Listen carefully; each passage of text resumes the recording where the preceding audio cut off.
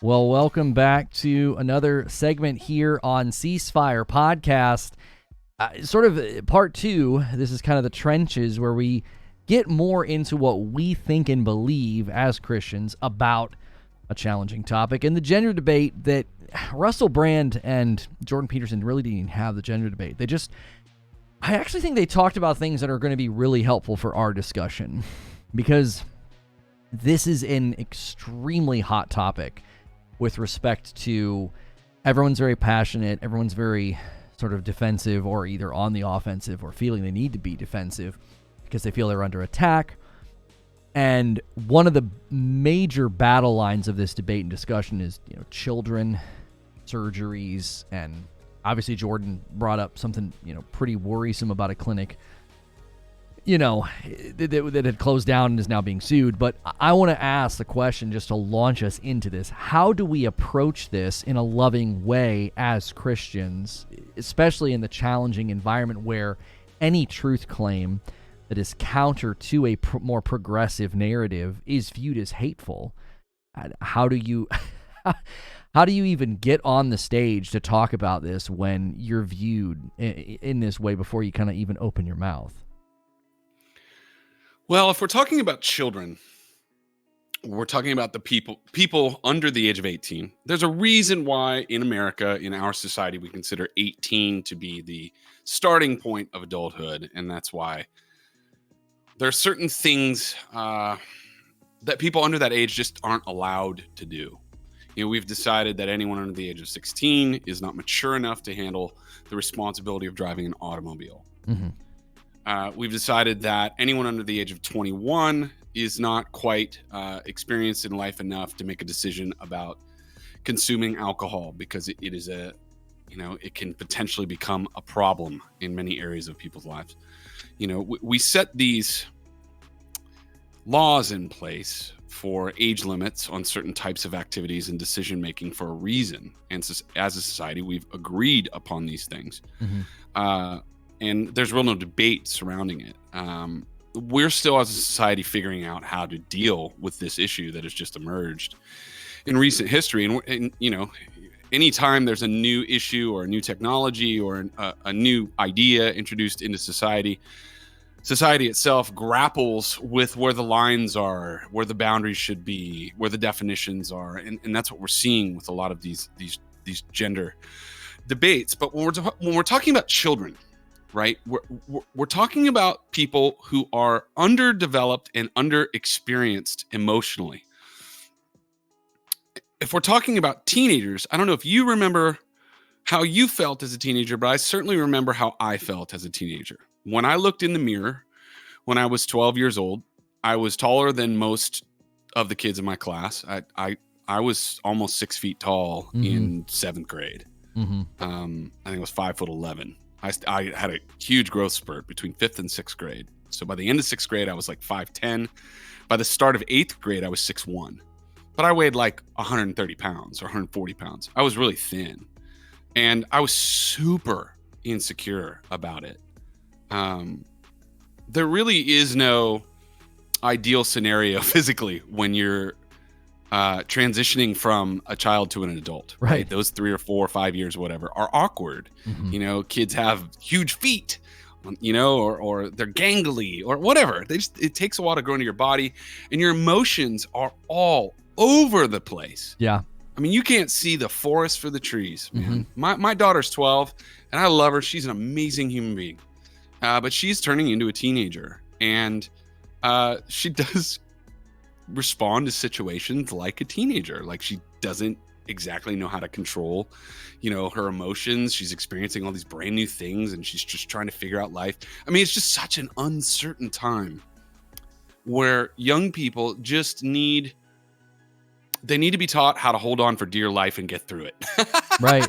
It's like a storm, mm-hmm. A hurricane in our lives. And really, you just need to button down the hatches, support, and help them get through it, type of thing. Mm-hmm. But in no way, shape, or form, in looking back on my life as a teenager,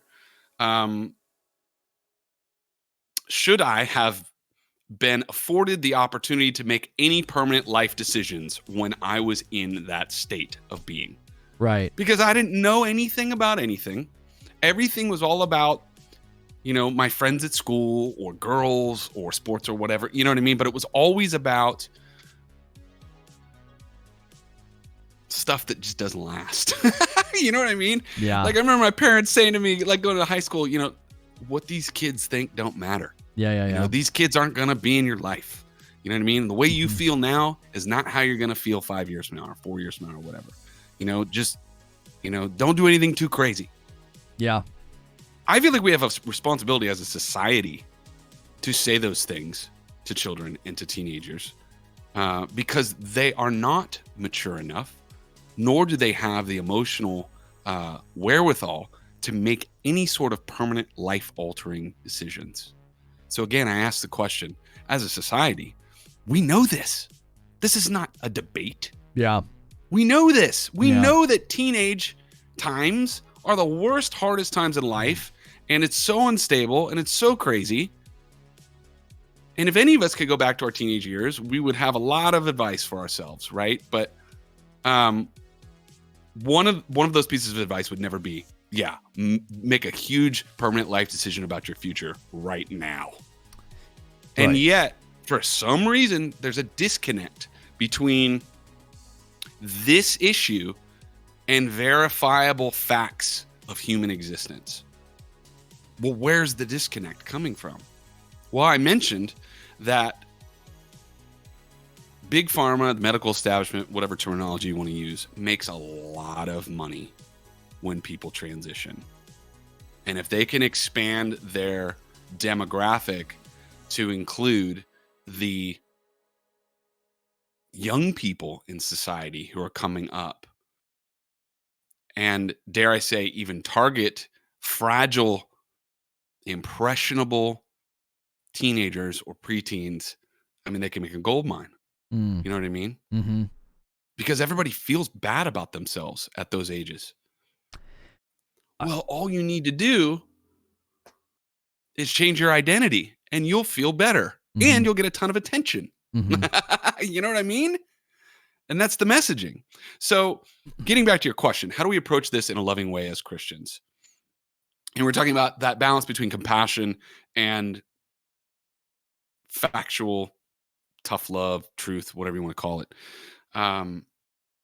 Sometimes kids need to be given boundaries. Sometimes kids need to be told no. Even if someone who's 15 years old may not technically be a child anymore, they're certainly not an adult, and they're not capable of making that type of decision. So I don't see in what universe the loving Christian approach here has anything to do with allowing young people to make this type of decision or to push this ideology on young people who are fragile and don't have a clue about who they are yet. I'll go further. I mean, I'll go further than that. I think it goes beyond just children, like why? Yeah, we were just talking about children initially. Right, which I think is actually a great springboard because it's very easy to look at a child and say, we wouldn't let them do this. It's, maybe what if they're not sure? What if they're not right?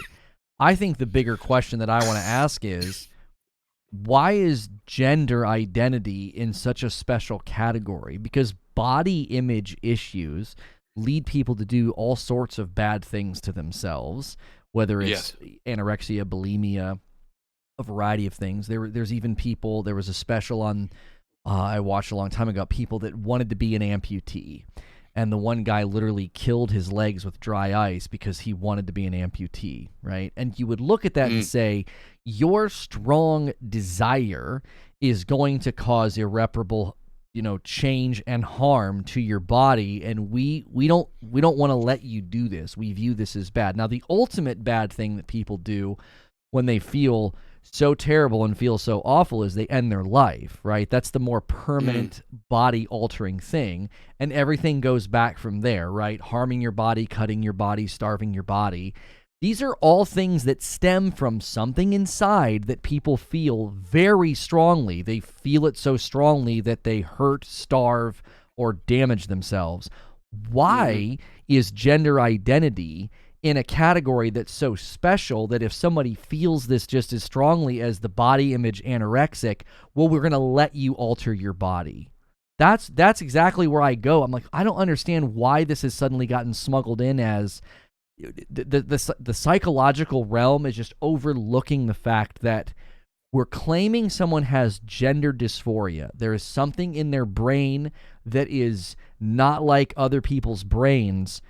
And instead of addressing it or dealing with it, we're just going to say, no, that means that they can then therefore do this to themselves. Like, I'm sure there's all kinds of conditions and diagnoses that you could use for somebody suffering from anorexia, bulimia, or any of the other host of body image struggles. To the point now that we've pushed so far back against body image issues, there was like a campaign for a while in body positivity that was like promoting that it's okay to be obese, and health professionals are like, no, it's not. No, it's not. It's not. It's actually really unhealthy for you. Would that be loving to let your child starve or stuff themselves because they feel that that's what they want to look like? They want to be obese or they want to be rail skinny. You would say, no, I'm not going to let you do this. So why remove boundaries just because someone's no longer a child? Is it loving for me to say to you, yep, no boundaries, carve up your body to look different? There are people that have done this. There's people that do this to look like animals, right? There's the guy that like did the thing to his tongue and tattoos, and he's got implants in his face to look like a lizard or something. Do we show compassion and love by saying, yeah, that's totally fine, no boundaries for you? I don't think so, and I don't think it's leading to human flourishing. If you look at the results and you look at the behavior and you look at the way that this dialogue is going, I don't see flourishing persons. I see people that are floundering and crying out for attention and wanting love and affection and affirmation. I'm not saying every person that's done this is doing that, but the outspoken people you see at the rallies, you see in the videos, if someone shows up to their college campus and they don't agree with them, their behavior is not of somebody that seems to have landed in a stable place. It seems worrisome. It seems untethered. And I'm not just cherry-picking bad examples. That just seems to be a trend I've noticed. It's just a lack of emotional stability. Two thoughts. Number one, again, we've made this point before, but we've really become a society where emotion is our god. If you feel something, then that makes it right. Right. But feelings aren't facts. My feelings tell me all sorts of things throughout my day that are not factual and not always in my best interest to follow. It's my responsibility as an adult to self-parent and analyze those feelings and respond to those feelings accordingly. Right. And that's part of being an adult, is learning how to regulate and control your emotions and not allow your emotions to rule you. And yet our society is being ruled by emotion and fringe emotion. That is the point that I would make about validating someone who is feeling this way. If I were to speak to someone, as we're having this discussion, I'm thinking about, what if my daughter and my son came to me, a little bit later in life and said, I really think I'm a boy. My daughter says, I really think I'm a boy. I want to, she's 17, and she's saying, I want to become a boy. I would say, I'm sure that those feelings seem very real to you. But I'll make you a deal. I'm not going to allow that because you're still not an adult. But if you come back to me in 5 years or let's say 3 years, right, and you still feel that way, let's talk about it again. And I don't think that's an unreasonable response. Now, that's someone who's super close to you. Having this sort of discussion, we keep coming back to, how do we engage in discussions with people over these like super sensitive, crazy, intense topics? I don't know that I would have this discussion with someone that I don't actually know very well, unless it's in the public sphere. I just don't know that I would get into it, because you have to have a rapport with someone to have these sorts of, discussions. Otherwise, it's just going to go nowhere, and it's going, people are going to get upset, because you don't have that foundation of respect and understanding of one another that's built on the back of a real relationship. Okay, so that was Yeah. point one. Yeah. Point two is, when we look at society today in 2023, we see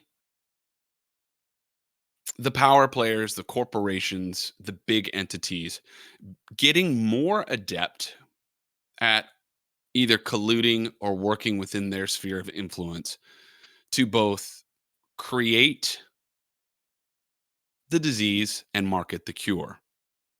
So, on one hand of the equation, we've got a society that is literally co-opted by social media, which we know distorts body image, especially Instagram. Mm-hmm. We know now that there is data out there that shows the more young women or girls spend, more time young women or girls spend on Instagram, the more it has an effect on the way they view themselves and their bodies, and not in a positive way. Mm-hmm. So we've got a heightened stimulus or stimuli in the world right now that is inflaming insecurities and inflaming the mental environment. And then we have other power players who are coming along and saying, oh, we have the answer for this. And guess what? We make a lot of money on Mm-hmm. this solution. Mm-hmm. And this is where I get into, we have to think critically as people, as Christians, about what the bigger powers in society are doing to manipulate our thinking, to propagandize us, and to profit from our emotions and our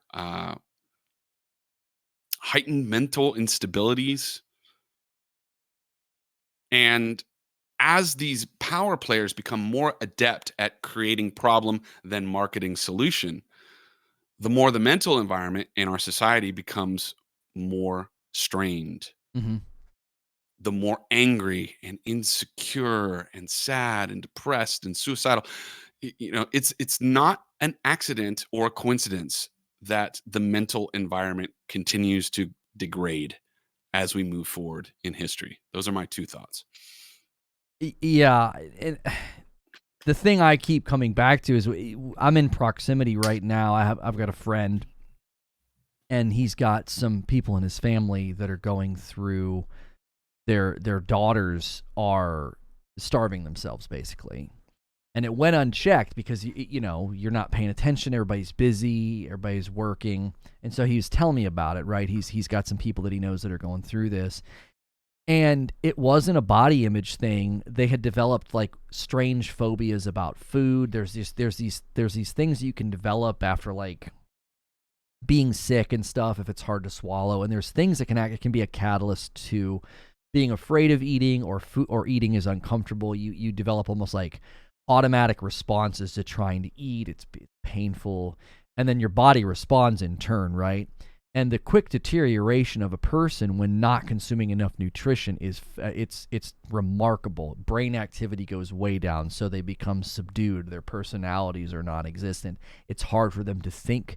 It's hard for them to carry on a conversation. It can do permanent damage to their heart. I mean, it permeates through their entire being.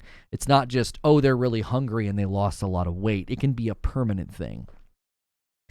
And this shows up in a variety of ways. Like when someone does this, there's a variety of causes, and it usually requires intervention, rehabilitation, and lots of work mentally. And that's not even a body image issue. That's more of a phobia. The body image issue obviously comes in, like there are women that have recovered from anorexia, and they will tell you, I look in the mirror and I saw myself as fat, and they weren't. They would be just bone skinny, scary skinny. Like you're worried they're going to get hurt if they like fall down or if somebody bumps into them. They're just deathly skinny. And we attempt to fix that. We attempt to help those people and say, that's not true. You are not seeing yourself in reality. And this is another category where if we are to say that to somebody, that's not true. You aren't viewing yourself in reality. It's such a strong feeling that it causes a person to starve themselves. How much more? I mean, this is just strong enough for somebody to feel, I need to permanently change my body. I need to change my pronouns. I need to change my name, right? And yet, if we try to spearhead that, address that, judge that, push against that, it's viewed as hateful. I would argue the opposite. I would argue that if we are actually analyzing this along the laundry list of things that can happen in the human condition that can cause a person to view their body in a particular way that makes them want to change, alter, or harm it, we are actually being loving and being compassionate by standing there and saying, this is not going to make you happy, which is one of the questions I had for Russell Brand. Like, what is happiness and why is that an ultimate good? That if somebody says, well, this will make me happy, you just get out of the way? If your friend is starving themselves. Russell Brand's very familiar. Especially if you know that it won't. Right. He's familiar with. How is that love? Well, and he's familiar with drugs, right? He's clean now. Oh yeah. He's clean now. But would it be loving? Would he be loving if his friend said, it's just going to really make me happy to just go headlong into heroin? Like, that's what I want to do with my life. Oh, dude. Yeah. It's going to make me so happy if I can go out and get drunk tonight. Right? Oh, man. Then you should go do it. We had a, I was in Ohio. You'd think I was an insane person. Right. You'd be like, dude, that's not going to make you happy. It might make you feel good for a minute. And it wouldn't be loving. Know? It wouldn't be loving to let you do it. It would be hate. The opposite of love isn't necessarily hate. It can be indifference. Like, yeah, go ahead, bro. Like that's not love. Love is active. Love is. Remember the old song? Totally. Love is a verb. Like it's meant to be an active thing, not a passive thing. And I was just in Ohio visiting family, and we heard about somebody that had grown distance from the family. It was somebody from like when I was a kid. This person was around all the time, and they had since like left his family or whatever. And he was known for being a drunk, and he had alcohol-induced dementia. So he's now in a home, and he's not there. He's gone. And he did it to himself, right? Like, is that called wet brain? Is that like the non-technical? Oh, I don't know. That sounds like maybe the slang for it, maybe. But he did it to himself, right? And according to like the way Russell Brand approached it, it's like, well, if that's going to make them happy, then let them do it. My question for him would be: at what point is intervention love? Is saying the opposite love? When does that happen for Russell Brand? When does it happen for anybody right now in our culture? Because the cessation of moral boundaries makes it wrong to invoke an imperative judgment or a boundary. So you're gonna end up with people. The concern that I would have is when you take the hands-off approach, you let a guy drink himself into dementia, or you let a person maim their body, starve their body.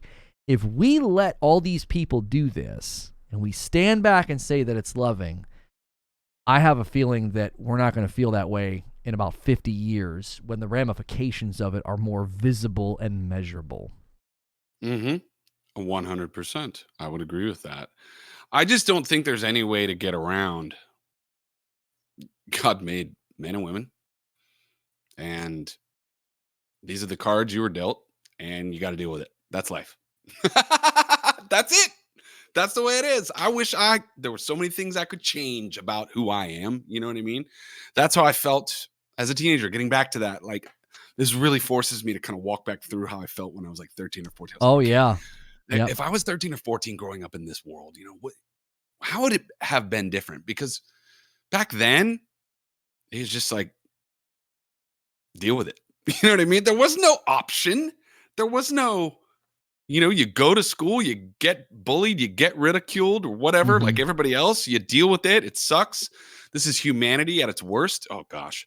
I had that thought so much as a young, blossoming philosopher. I would say, you know, junior high is the pinnacle of the depravity of man. Well, I think I said that sentence once in 7th grade to myself. and what they're doing now, they're trying to teach kids about this stuff. They're throwing like drag queen parties for kids and trying to expose them to things they don't have categories for. And it's like you're trying to sexualize. How is that not crazy? Yeah, How is that not crazy? You're trying to sexualize children, which is perverted and disgusting. Like you'll never convince me it's not. If an adult man walked into some of these classrooms and said, "Guys, gals, I'm going to tell you all about my sex life and how many people I banged over the weekend," or if he showed them adult content, he would be viewed as a predator. He'd be put on a list. He'd be arrested. But the minute it's not that, the minute it diverges from like straight male, it's like, no, it's totally fine for lesbian women, transgendered persons, drag queens, whatever. You can walk into the classroom and pour out your sexuality to the point that you're literally exposing children to things they have no categories for. And look, think of the sex drive you had as a young man. Unfettered, you could have had a different sexual partner every day. Yet at what it allowed, you might have done it. Many would. I probably would have. If you'd have let me and I had willing partners, you're in overdrive at that age. Like that's all you think about. And you don't know what to do, and it's like an overwhelming feeling, right. And like you don't know, you know what I mean? It's such a confusing, weird time. So we set up boundaries and say, no, that's not appropriate for this time in your life. That would be bad for you. Like all the studies that, look at what like unrelational based sex does to a person's mind, their sense of self, their view of self-image. It's so deteriorating. That is scientific. Right. It's scientific fact. And yet we can say now as a society, or certain parts of society say it's okay to cut off your male genitalia or your breasts as a female. Like, oh, no, that's cool. But would you take that because lifestyle they're making choice? money off of it. But would you take that? Would you take that lifestyle choice of the super sex positive grown man who's sleeping around all the time? That's what he wants to do with his life, right? He's on Tinder every night. He's betting women like crazy. Would it be okay for his lifestyle choice to be promoted to young men to say, this is what you ought to be doing, this is great? Or maybe not ought, but like, this is a totally legitimate way to live your life. We would say no. Any sensible, good-thinking person would say... We would laugh. No, we you wouldn't can't even do say that. no. We would laugh. We'd be But like, we're taking lifestyles, we're taking sexual adult decisions, and we're saying it's totally okay to teach this to children, to encourage it, to foster it.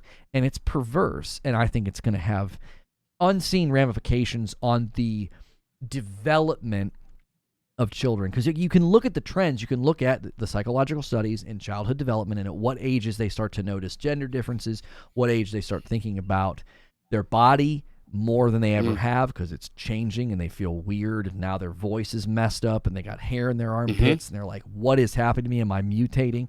Like it's Totally. It's hard to go through that, and to go through that with this nebulous category shifting, diluting presence, I think is going to cause more confusion and more problems with divergent bad behavior or maladaptive behavior. There's all kinds of things I think that are going to come out from this. And to stand in front of that and to say, no, we're going to stand for truth, we don't want this in the schools, that's being cast as...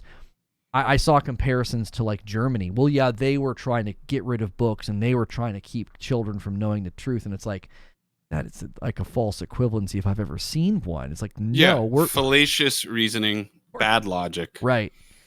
Right. So it's... We're preaching to the choir here, though. Right. The real question here is, how do we engage a culture that is so at odds with traditional value and with Judeo-Christian ethics? And it's a tough time. It's a tough time because for lack of a better terminology, you're damned if you do and you're damned if you don't. Yeah. We're in a no-win scenario, a Kobayashi Maru, if you will, with this stuff. And really, we have to come back to, what's God's opinion on this stuff? Does God have an opinion on this stuff? Let's acquaint ourselves with what those opinions are, beyond just yes and no, good and bad, and our anchor point is Jesus's attitude, the way Jesus treated all different types of members of society, fringe people, who were working in positions in society that were hated, people who were high up in society, people who were low in society. He treated them all by meeting them where they were at, but he also was very poignant about cutting to the heart of the matter and speaking the truth in love. Right. And it was just like, well, you feel bad about who you are because you've lost connection to your creator. Mm-hmm. You feel bad about who you are because you do not know the person that created you. And if you did, you would see that you are loved and you are just who you are meant to be in your imperfect self. I've looked high and wide across this planet and tried many things along the way to find a sense of peace, a sense of purpose, a sense of, pick a word, Mm-hmm. And I keep coming back to the fact that my soul only finds rest when it is in communion with its author. Mm-hmm. That's it. That's the whole of the human experience in a nutshell right there. And again, my opinion, feel free to disagree, but I think that's the heart of the matter. Well, and I've been listening to you just said something that made me think of these. I've been listening to these history of philosophy lectures, and Mm-hmm. Augustine said, he's quoted as saying, our hearts are restless until they rest in you. The idea Mm-hmm. being, and he was familiar with this. He went through a phase of had a concubine. He was Machian. He was then he was a skeptic, right? He goes through all these different views and thoughts, and once he lands on Christianity, it completely changed his life and his outlook on human flourishing and reality. And one of the things that I think he was so good at is he just established the idea that truth is unperishable. So Mm-hmm. it doesn't change. It can't be something that is done away with. He said, because it becomes logically unsound to say, well, no, truth can perish. Well, if truth can perish, then that statement can one day no longer be true, which means you've just undone the idea of truth. It's kind of more simply put, like if you say there are no absolute truths, that's an absolute truth claim. It's a self-refuting premise.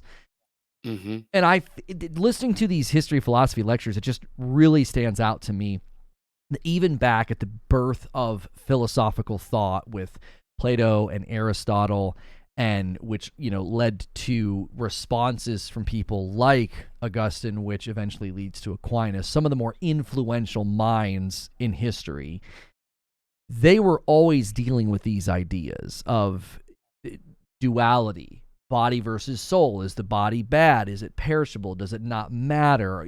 Do we have a body? Are we a soul? Where does good and evil come from? Who determines right or wrong? And they always were just so close to the truth, this idea that there's something ultimate beneath it all. Yeah, there was with a lot of the classic OG philosophers, there's always so much merit in so many of the things that they say, but they're still kind of missing the heart of the matter. Yeah, they end up falling short. So Mm-hmm. I as you said that, it just made me think of Augustine. Like I just listened to the lecture this morning on Augustine when it talked about that. And I do think that's something people need to consider, is so much of what motivates the gender debate and the fights and the pining for an identity is, to me, the most worrisome, because I sense the ultimate thing they're looking for, knowing they won't get it. It's like that's not going to satisfy. There's an ultimate desire in you that you're wanting for something inexhaustible, and changing things about yourself funny enough, that is kind of inexhaustible. Our other episode with the artist, what was his name, Sam Smith, he went from, identifying as a male to identifying as a female to then identifying as non-binary. And I notice that as a pattern a lot of the times is there's always some new way to reinvent yourself, and it's this ever-moving target. And I think a lot of the times it's because peace and this sense that I need to be happy, I think it's eluding people, because apart from a firm, immovable identity, you're always going to strive for one.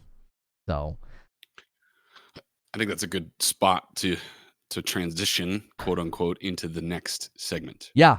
So if you got this far and you're like, man, this is good content, I really like it, we have a Patreon. It's at ceasefirepodcast.com. Support us. It's linked below. Support us, please. You'll get that behind the scenes debrief that we're about to do, and just how the episode we feel like it went. And if you like this new format where we're giving a little bit more of the content away for free, hoping maybe that motivates people to support the Patreon, let us know if you think this new format's better, worse, whatever. Leave a comment below, let us know. Thanks so much for listening and supporting. Hit subscribe, hit like, hit all the things, and we'll see you in the next episode. Hopefully we see you over there in the debrief over there on Patreon. Thanks for watching.